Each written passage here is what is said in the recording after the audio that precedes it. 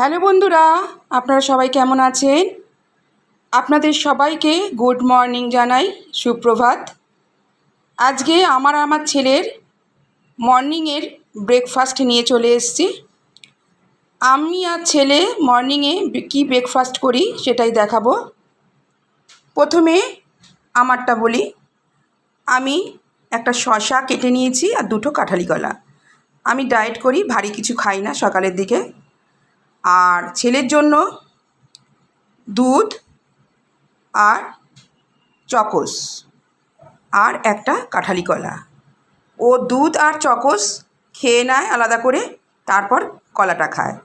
আমি বলি যে ছোটো ছোটো করে পিস করে দুধের সাথে চকোসের সাথে খা, খেতে ভালো লাগবে। একদম খেতে চায় না, ওর নাকি ভালো লাগে না। তাই ও আগে চকোস আর দুধ খেয়ে নেয়, তারপর কাঁঠালি কলাটা খায়। আপনারা সকালে সবাই কি ব্রেকফাস্ট করেন আমার সঙ্গে শেয়ার করবেন, আমার ভীষণ ভালো লাগবে। আজ তাহলে এখানে রাখলাম, টাটা।